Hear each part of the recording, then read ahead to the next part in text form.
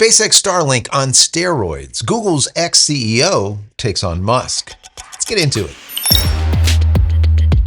Hey everybody, welcome back to the channel. Thank you so much once again joining me for tea time. We're coming to the end of some fireside. That smokiness, guys. I hope you're joining me with your cup of tea, maybe a cup of coffee, hanging out, talking space, SpaceX, Starlink, Linux, all kinds of good tech. Today, we're going to be talking about Elon Musk, SpaceX, Starlink, and how there is a supposed SpaceX Starlink on steroids that's coming, that's currently being built by the ex-CEO of Google. Very interesting stuff. Now, this kind of hits home because if you've been with me for any period of time, you know I've been talking about having a data center on orbit for quite some time and all of the issues that are involved in doing so, all of the positive and negative. Well, it looks like the ex-CEO over there, Eric Schmidt, is going to do it. And according to what I'm reading, this could rival SpaceX, not just because it has the possibility of moving internet traffic. That's not what it's all about. What it's all about is being able to use AI on orbit. So you would have a data center, but in space, to either move traffic, but also to do computational things, once again, on orbit instead of on the planet terrestrially. So very, very interesting. And the reason they're looking into doing this, because by 2030, there's going to be a ton more power that's going to be necessary to be able to support AI in all of these AI farms that we have here terrestrially on the planet. So how did we get them off the planet? And that's what the ex-CEO is talking about doing here. Very similar to what I've been talking about over the last 4 years, having that data center on orbit. So I was reading a bunch of articles. I'm just going to read you a paragraph here just to give you an idea of what they're talking about. And the question that I have for you guys, and I will give you my thoughts on it, is do you think that this is possible? And if it is, what are they going to need to do? Or is it just simply not possible? So the article started out by saying, in a bold move that has captured the attention of tech enthusiasts and industry experts, Eric Schmidt, the former CEO of Google, has taken on the helm at Relativity Space, a company poised to rival SpaceX.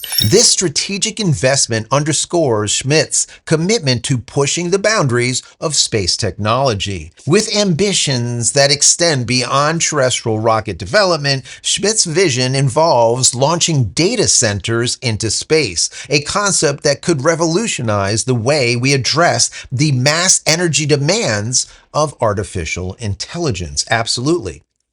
So in the past, I talked about this idea of having data centers in space, not specifically for AI or computational things on orbit, but for traversing data throughout the planet without that data having to touch the Earth. So basically, you would send a request into space.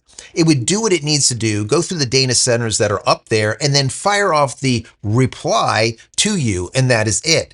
Once again, that will cut down the number of hops where the data has to go to make it quicker.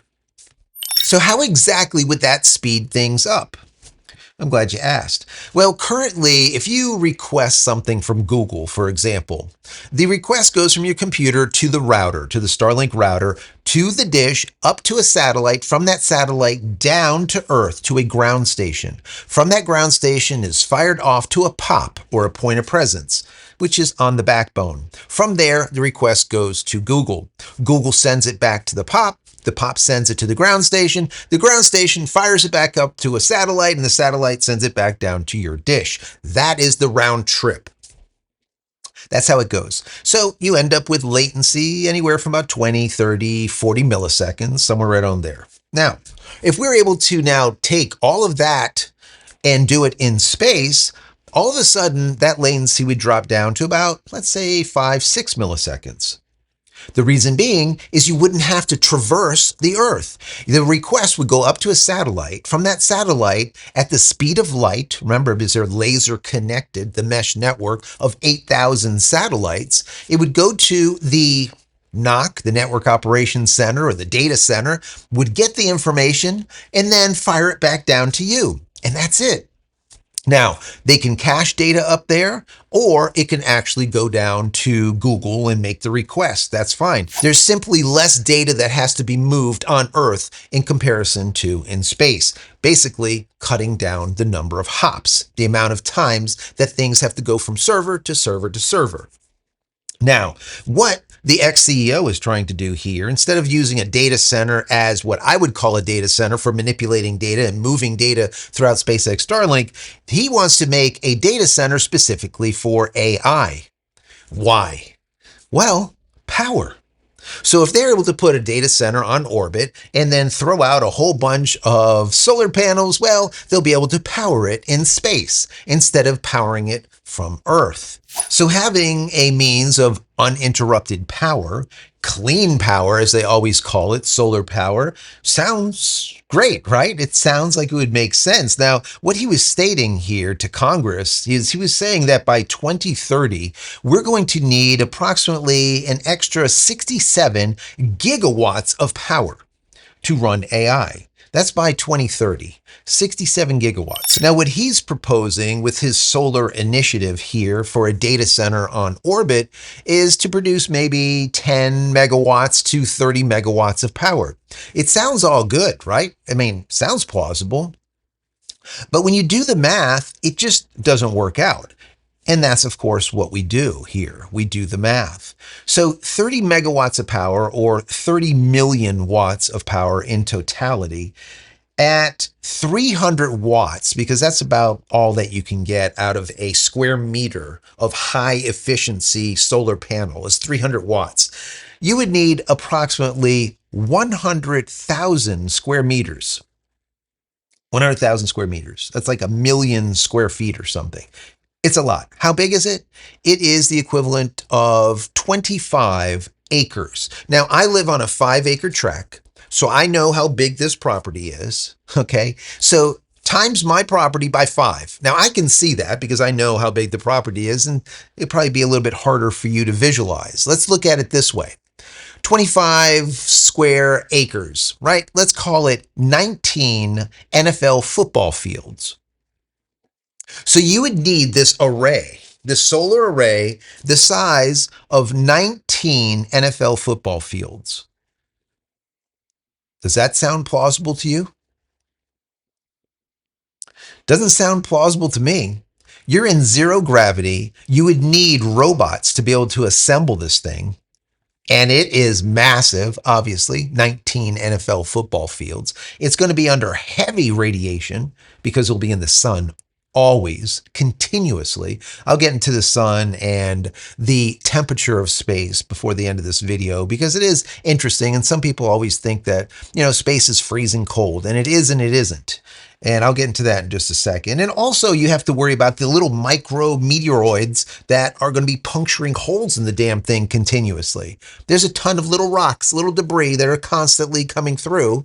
Well, if you have something at 19 football fields, you're going to end up with a lot of holes in a short period of time.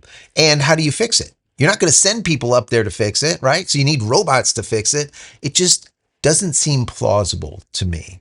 Even though they're talking about it, they're actually going forward with some of this stuff, it just doesn't make sense to me. It just simply does not make sense. Now, let me just talk about the heat real quick. Being that these are solar panels, they need to be in sunlight. So it needs to be a solar synchronous type of orbit where it's always in sunlight. That sounds good and all, but in space, it's not cold in sunlight, it's extremely hot. So these panels in sunlight would be at about 120 degrees Celsius. This is about, 248 degrees Fahrenheit, somewhere on there. It's past boiling. Okay, that's how hot these solar panels will be. And they'll be just radiation just constantly cooking these things, right? 24/7, 365 days a year. They will really take a massive hit. Now, if they were on the shadow side of the planet, for example, instead of being past boiling at 248 degrees, it would be at negative 148 degrees. Big difference, right? So that's why a lot of people think that space is really cold. It's really cold when you're in the shadows, but it's extremely hot When you're not in the shadows, there is a vacuum there. So there's absolutely nothing to dissipate the heat. It's not like our atmosphere, right? There's nothing. It's vacuum. So that being said, these solar panels would be just cooked, really, really cooked. So kind of in summary, you're looking at a space-based assembly. That means that it's got to be robotic assembled. If there's any type of maintenance, it has to be robotically maintained. We're not going to fly people up there to be able to maintain something the size of 19 NFL football fields. Solar array is just not going to happen. Also, you have all of that radioactivity, all of that radiation to deal with, and then a ton of cooling that you're going to have to maintain. If not, you're just going to simply cook. It's a problem right across the board. So instead of being a Starlink on steroids, like they label it, it's more like Starlink-sized fantasy world, in my personal opinion. I mean, I get where they're going with it. It's just a non-starter. I just don't see it. When I do the math here, it doesn't make any sense. So if you guys remember, way back when I started talking about this, I said, solar will not be the answer. It's just not possible. You cannot have something that big on orbit and expect it to function. It's just not. There's going to be problems, period. The only real way to do it is nuclear. That's it. And I said this from the very beginning. I know some people are like, oh, you can't put nuclear. They've been doing nuclear satellites for many, many years. Okay. This is nothing new. But what I said is I think what they need to do is make a modular, very small, dense pod that is like a nuclear reactor. Let's call it a space battery. Okay. And use that for power instead of using solar. Now, I know a lot of people are like, oh, we want to do the green. Well, you can't do green. All right. Green is just out of the question. I just don't do it. I can't find the math to make it work. If you can, please let me know how you can do green. So I ended up doing some math to see if we can do it through nuclear and not through solar. And is this a possibility? And the answer is yes. Now, there is a problem. And I'm going to get into that in just a second. But let's just say we're doing nuclear instead of solar. What is that going to give us? Number one, extreme power. Extreme power density. There's a ton of power. And the power is 100% uptime always. Doesn't matter if there's sun, doesn't matter if there's shadow, it doesn't matter what's going on. And it goes and goes and goes for years and years and years. Depends on what you use for a radioactive isotope and how many years you get out of it, what the half-life is. There's a lot of into it, whatever. The bottom line is, let's call it like, I don't know, a decade or two, maybe 10 years, 20 years, whatever, for this battery, let's call it. A little mini reactor, okay? So if we had that mini reactor, now, of course, we don't have to worry about sunlight. It's working, like I said, continuously. The only thing that you have to worry about is replacing the module every once in a while. So you end up with this pod, let's call it, that is replaceable. So you go up there and you service it, you take the pod and you put a new pod in. Basically, you pull out the battery and you stick a new battery in. Now, this could be done through induction or direct or however you want to do it. Just depends on the best way of doing it at the time once they end up doing it. I think they will do this eventually. But then you would take the pod and either you can put it in a graveyard up really high orbit that just sits there in perpetuity, never comes down, never goes anywhere, or you could launch it into space, or you could bring it back down to Earth and land it in the deepest portions of the ocean. In my personal opinion, once you get this radioactive device into space, you want to keep it there. We don't want to bring it back. All right, just launch it off and it will go on forever. Okay, that's my personal opinion. Either way, however you want to do it, you basically are replacing that battery every 10 years, 20 years, however long. Once again, it depends on the isotope that you use. And that is it. You have power. Well, it's kind of that's it. There is also an issue. The issue is it would be large too. And the reason it would be large, not because of the pod, but because of the dissipation of heat. Just like a reactor here we have on Earth, you end up running water through it, right? And you're cooling the rods. You're cooling it continuously. If you don't cool it, it'll melt itself. It'll blow up, right? The same thing holds true here. So going through all of the math, I came up with the amount of fins, the radiator fins, the size of these fins at, let's call it maybe 500 degrees Kelvin. Well, it's 227 degrees Celsius. It's hot. Um, they would dissipate heat. You would need the size of, let's say, 30,000 square feet, or what is it, 2,800 square meters, somewhere around there. Basically, half the size of a football field to dissipate the heat. So we went now from 19 NFL football fields of a solar array down to a device that is the size of a half of a football field. A half of the football field compared to 19 football fields. Smaller. We want to see it smaller than that, but that's pretty damn small. So just understanding that the solar array would be 19 football fields compared to a half a football field, let's say, with this current setup, I mean, that is a massive, massive difference. You're looking at like 15 to 20x more efficient. So that is a really big deal. And of course, the servicing would be continuous with the solar array, whereas with the nuclear type of style, you're looking at just replacing that pod every like 10, 15, 20 years or so. Once again, it depends on the isotope that you use. That is a really big thing. So I was thinking to myself, how do we make this smaller? Obviously, you have to make it more efficient, right? We don't want the radiator the size of a half of a football field. We want it tighter, smaller and smaller. More efficient is the way to go. So what can we do? Well, instead of thermoelectrics, maybe we can use a Brayton cycle turbine. We can do that. That's going to give us anywhere from, let's say, 30 to 40, 45% more efficiency just by moving from thermal. So what that would give us is if we had a 100 megawatt unit and it was producing, let's say 33 megawatts of power, 23 megawatts of that would be waste heat. Okay, 23 megawatts. So if we did this new type of turbine, right? Once again, the Brayton turbine, we would reduce that to 12 to 15 megawatts instead of 23. That is a major, major reduction right there. Also, we can go and raise the temperature of that radiator. Like we were saying before, T to the fourth power, temperature to the fourth power.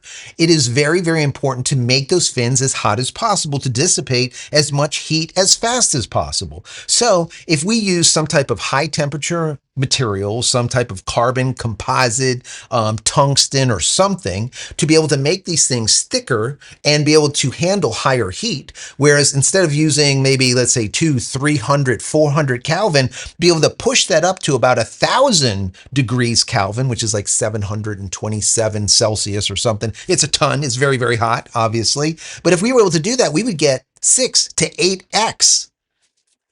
That is a big, big trade-off there. 6 to 8x, a reduction. That is massive. So once again, we're able to make it even smaller because we're getting the efficiency of using the turbines. So what, 40, 45% efficiency? You got that 6 to 8x just by increasing the temperature of those fins to about 1,000 Kelvin, let's say 727 Celsius. That is a big, big, massive, massive amount of reduction there. There is a trade-off, of course, because everything in the vicinity has to handle high heat. So instead of handling 200 to 300 Kelvin, it's going to be handling 1,000 Kelvin. So in the area, you might have to push these things off and then pipe the heat to it, but that gets into more of the logistics. But we're just talking in general terms here. The other thing you could do is use some type of heat piping, right? NASA has been doing this forever. They fill the pipes with either sodium or with lithium, and it's constantly flowing through it and it cools. The other thing that we can do is we can break these down into Legos, for example, and have smaller units. Instead of having a 10 megawatt, maybe we have 5 megawatts, right? Which also helps push those things further away. And now we dissipate heat a little bit easier also. So when we go through all of the math here, I end up with a combined doing all of these things to about 10 to 15 times smaller radiator than what we had before. So now all of a sudden we have something that instead of the size of 1.2 NFL football fields, we have it down to the size of a basketball court. And if we take that into perspective with the original analysis, the original design of the ex-CEO over there at Google, with his solar array that's the size of 19 NFL football fields, and now we have something that's the size of a basketball court, it's not even in the same ballpark.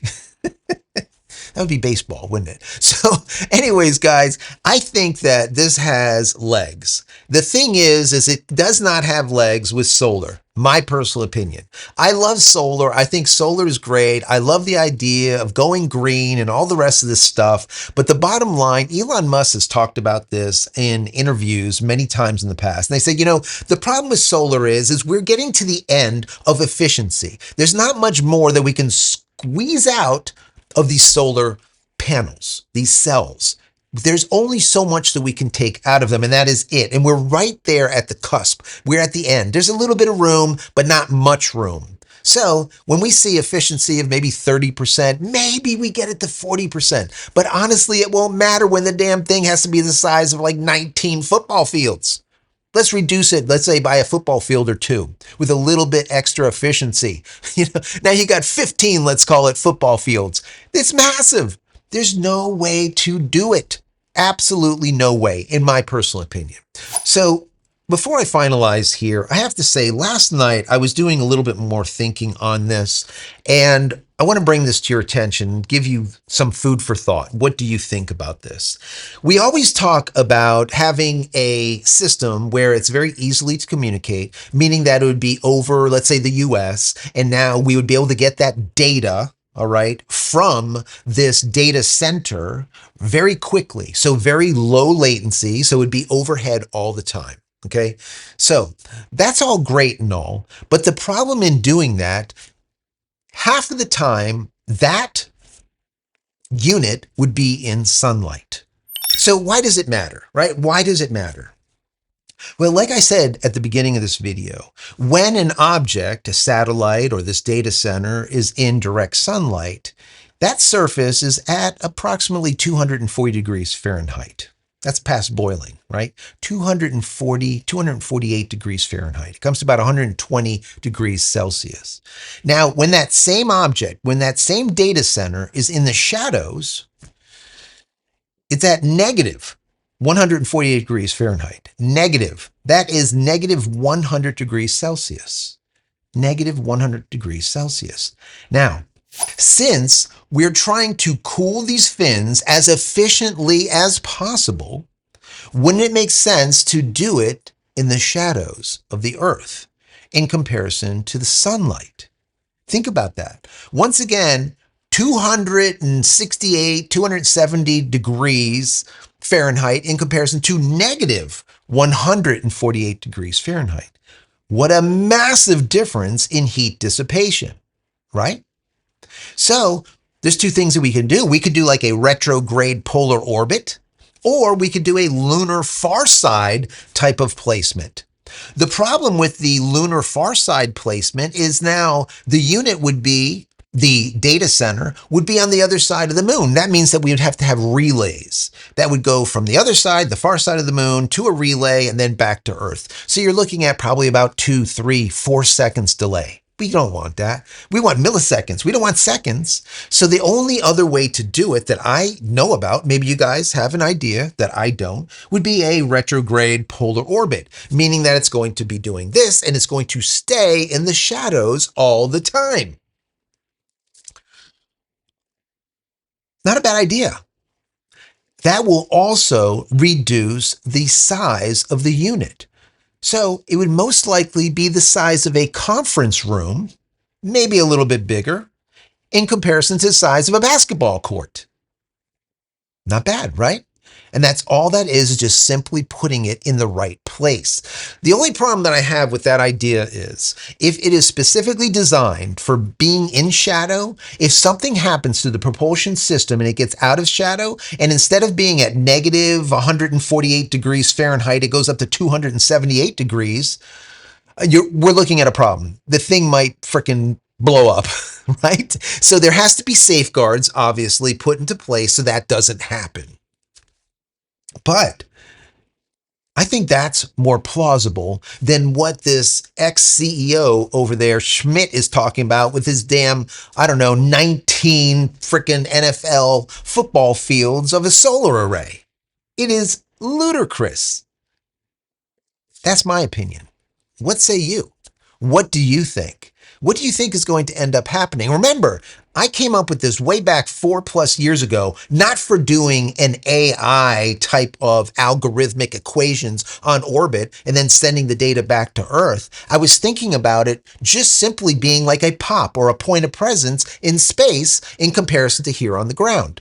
Once again, keeping or traversing the data in that mesh network linked together with lasers at the speed of light, obviously, but in a vacuum, so even faster than through a fiber optic cable in space. The request goes up, it stays up in the clouds, let's call it, until it comes down.